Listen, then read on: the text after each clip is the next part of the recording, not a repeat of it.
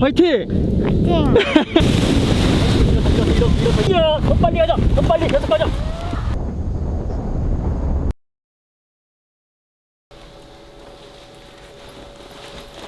간단하게 자기소개 좀 부탁드릴게요. 안녕하세요. 전북 무주에서 무주 F1 체험 비행을 하고 있는 파일럿 최창수입니다. 반갑습니다.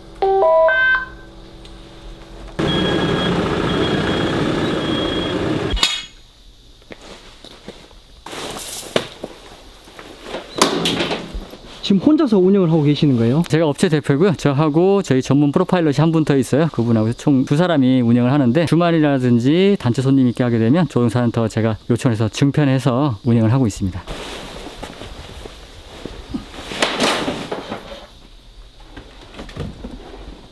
지금은 어디로 이동하시는 거예요? 착륙을 하기 위해서 착륙장이 필요하잖아요. 그 착륙장에 바람을 관측하는 윈드색이라는 게 있어요. 깃발을 설치하러 가는 겁니다.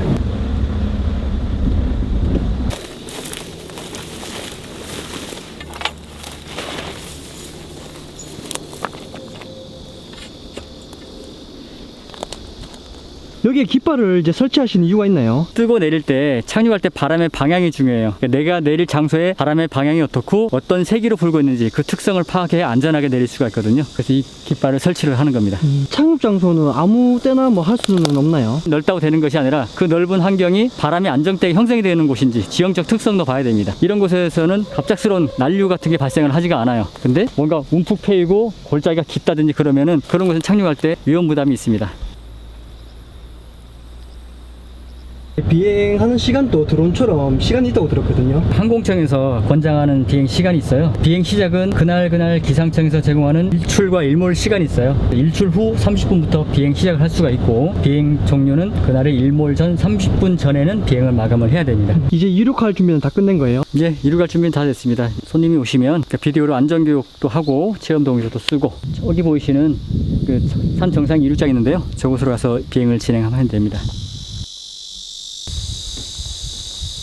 직원분들 이제 급여는 어떻게 책정이 되나요? 직원이라는 개념보다 우리는 이제 프리랜서라고 하고요. 급여 개념보다는 하는 만큼 버는 구조예요. 비행을 뭐 10번 하면 10번 한 만큼에 대한 프로테이지로 가져갑니다. 그래서 한 회당 이제 얼마 이렇게 책정되는데 한 회당 받는 전체 비행료의 60% 내외를 조종사가 자기 몫으로 가져가게 되는 그런 구조죠. 자기가 속해 있는 업체의 영업력에 따라서 그 해의 기상에 따라 틀리겠지만은 연봉으로 치면 한 6, 7천에서 많이 버시는 분들은 한 1억이나 1억 알파 정도 버는 그런 수익 구조입니다. 저희가. 사장님 또 직원으로 있을 때가 있었잖아요. 직원을 계실 때는 연봉을 얼마 받으신 거예요? 한 평균 8천 정도는 됐던 것 같아요. 유니폼도 있고 그다음에 주의사항이 뭔지 체험비용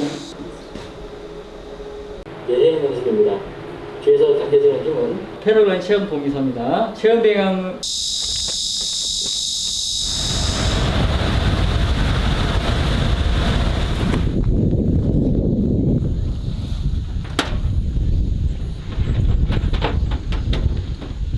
지금 바람이 조금씩 부는데 오늘 날씨가 좀 괜찮은 편인가요? 예, 지금 보면 우리가 이제 기상이 좋다 나쁘다를 판단하는 기준이 구름의 형태도 봐요. 구름도 약간 뭉게구름 가깝고 윈드색, 바람도 상당히 안정되고 오늘 좋습니다.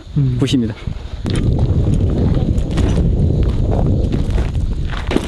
오늘 우리 신세계를 한번 경험하는 거야.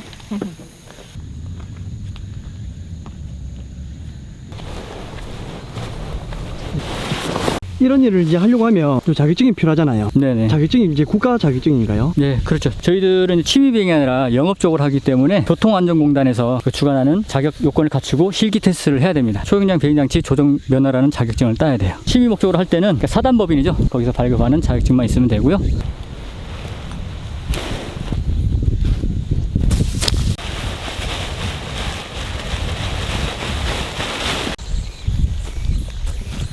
지금 날개에 번호가 있는데 번호는 무슨 역할을 하는 거예요? 그 공식적으로 영업을 판단하는 영업 넘버가 되는 겁니다. 혼자 취미 목적으로 하는 비행체 날개에는 이런 번호가 없는데 저희들 같이 영업으로 목적으로 할 때는 항공청에 이걸 등록을 하게 돼 있어요. 등록된 번호를 가지고 정기 점검도 1년에 한 번씩 받게 되어 있습니다.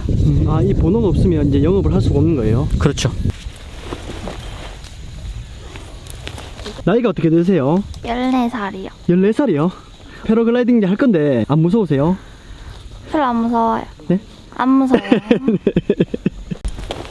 지금 이렇게 운행하시다가 지금 비가 오거나 갑자기 강풍을 만났을 때는 뭐 다른 대책이 있나요? 날씨가 거칠을 때는 반드시 전조 현상이 있어요. 여기가 상당히 높잖아요. 해발 500인데 날씨가 거칠어지기 위해서는 멀리서부터 먹구름이 온다든지 아니면 먼 산 나뭇잎이 흔들린다든지 그런 것을 실시간으로 항상 모니터링을 해야 됩니다. 그래서 그런 전조 현상이 있을 때는 쉬어가는 게 맞아요. 그럴 때 좀 더 거칠어지기 전에 비행을 해야겠다고 무리수를 둘 때 사고가 날 수 있는 겁니다. 잘 가다가 이번 한두 발만 더 가면 된다. 잘 가다가 안 할래요. 이렇게 하면 안 돼. 이상 있으면 스톱할 테니까 일단 쓰고 가봐. 자, 끌고 가. 자, 길 보고 가. 스톱. 됐어. 이런 식으로.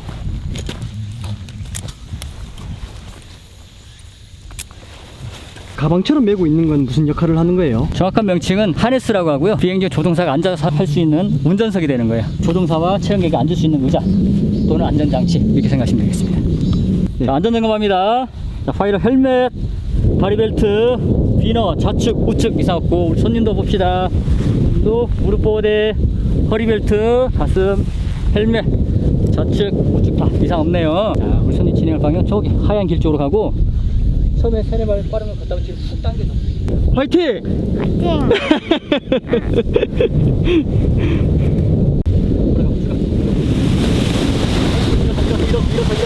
걸어가 가자 달려 더 빨리 가자 더 빨리 계속 가자 됐어.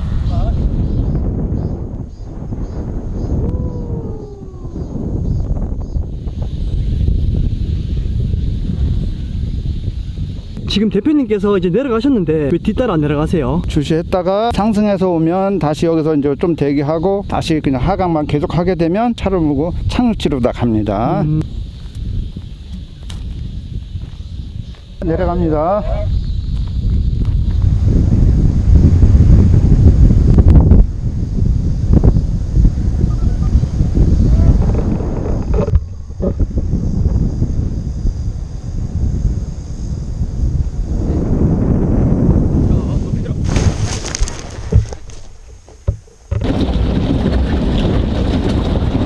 도착했어요.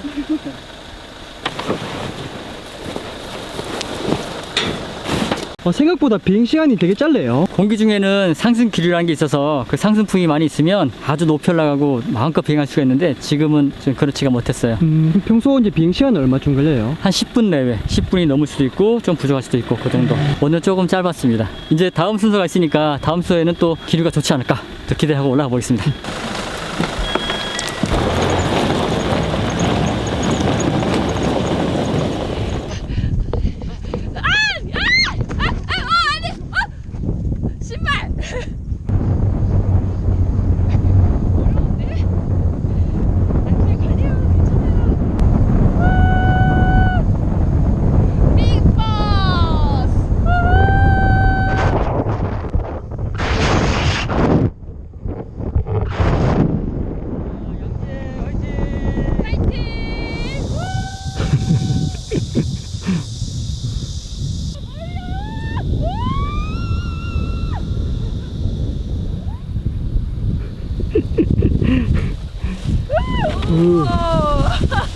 재밌나요? 네, 너무 재밌어요. 멀리 일본에서 체험하러 오셨어요. 오사카에서 오셨대. 네. 일본말로 정말 재밌다 한마디만 부탁드릴게요. めっちゃ最高めっちゃ最高飛んでみほんまにマジで日本ハム最高ファイターズ最高ビッグボス最高イエーイ 줄이 상당히 많거든요. 제가 저번에 어떤 영상을 보니까 줄이 꼬여가지고 이제 추락하는 경우도 있더라고요. 그래서 이제 우리가 이륙 전에 이 줄 점검을 잘 해야 돼요. 자, 보면 색깔이 다 다르죠. 줄이 색깔이 다른 이유가 뭐 멋있게 보려고 하는 게 아니고 이 색깔마다 줄이 가야 되는 위치가 있고 기능이 다 있어요. 그러니까 빨간색은 어디로 가야 되고 파란색은 어디로 가야 되고 이 각자의 위치에 제각기 연결되어 있는 이게 가장 중요해요. 뜨고 내릴 때. 비행을 마치고 나면 줄이 제대로 되어 있는지 점검을 해야 돼요.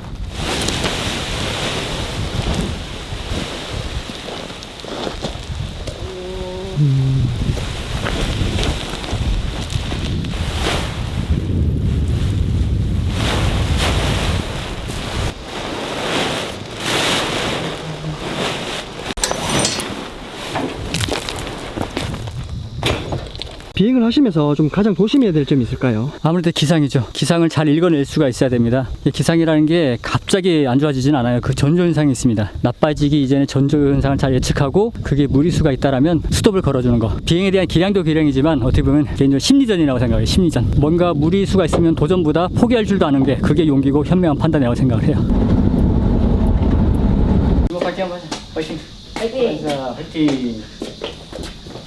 좀 전에 이제 손님을 태웠는데 그럴 일이 이제 있으면 안 되겠지만 혹시라도 뭐 사고가 일어나거나 손님이 다치는 경우에는 그 1년에 소멸성 대인배상 보험으로 해서 개인당 1억 5천까지 대인배상이 되어있는데 보험료가 1년 소멸성으로 400만 원 플러스 마이너스는 돼요. 노동사의 나이, 경력에 따라서 좀 차등이 있는데 대략 400만 원 전후로 1년 소멸성 보험을 들고 1억 5천까지 배상이 되게 되어 있습니다. 그럼 이제 이런 일을 하려고 하면 이제 보험은 꼭 들어야 되나요? 그렇죠. 필수사항이에요. 이런 일을 이제 전문적으로 이제 하려고 하면 뭐 자격증 비용이나 이제 시간은 얼마쯤 걸릴까요? 패러글라이딩에 대한 전혀 관심이 없는 일반인이 저희처럼 프로파일럿이 되기 위한 과정을 제 나름의 해석으로 보면 입문부터 프로파일럿이 되기까지 기간 한 3년 정도 비용은 한 1,000만 원 정도 들어가지 않을까 생각을 합니다. 그 3년이라는 기간 동안 이 일에 올인해가 직장처럼 왔다 갔다 하고 출퇴근도 하고 비행도 하고 했을 때 저희처럼 프로파일럿이 되지 않을까 싶습니다. 이제 자동차처럼 주행 시간이나 그런 게 또 필요가 한가요? 비행 시간이. 그렇죠. 180시간 동안 내가 비행을 했다는 경력 증명이 있어야 돼요. 기록 증명. 비행 중에 우리 착용하는 그 GPS라는 게 있습니다. 내가 하늘에 떠 있는 비행 시간, 그다음 비행 동선이 다 나오게 돼요. 순수 떠 있는 시간을 말씀하시는 거죠. 그렇죠. 순수 떠 있는 시간이 180시간. 처음 입문을 하더라도 정상적인 피해를 받을 수가 있나요? 네, 물론 받습니다. 하지만 이제 비행 횟수 면에서 처음 입문인데 하루 20명 하는데 20번을 네 혼자 다 해라. 이건 안 되겠죠. 가장 안전하고 좋은 최적의 기상대에 비행을 시키고 그 비행한 거에 대한 비행료 페이는 정상적으로 지급이 됩니다. 지금 직원으로 계시는데 연세가 어떻게 되세요? 한갑 넘어서 이제 60대 중반입니다. 하시면서 뭐 힘든 점은 없을까요? 일단은 손님들 대다 보면 그 서비스라든가 이런 쪽에 애로사항도 있고 또 글라이더 다루는 데 있어서 개인 비행할 때랑은 천지 차이예요. 실례된 질문인데 연봉을 좀 물어볼 수 있을까요? 한 6천 정도 이상은 된다고 보면 돼요. 보통 많이 하는 사람들은 한 1억 뭐 이상 하는 사람도 있다고 그러는데 저 같은 경우는 뭐 그 정도는 안 되고 한 6천 이상은 되는 것 같아요. 지금 연세가 좀 있으신데 앞으로 이제 몇 년 더 하실 생각이에요? 저야 뭐 힘든 데까지 하는데 70대까지는 할 수 있을 것 같아요. 뭐 80 이상은 뭐 힘들 것 같고. 한 달에 그러면 이제 평균적으로 며칠 정도 일을 하시는 거예요? 기상이 순조로웠을 경우에는 한 뭐 25일, 비라든지 바람이 많은 날 같으면 한 20일 정도? 근무 시간은 어떻게 돼요? 그날 뭐 예약률에 따라서 많이 탄력적입니다. 뭐 자연을 상태로 하다 보니까 기상이 점심 이후부터 좋다 그러면 점심 때부터 할 수도 있고 기상 좋다 그러면 아침 뭐 9시부터 저녁 6시까지도 비행도 할 수도 있고 많이 유동적이죠. 자연 환경에 따라서.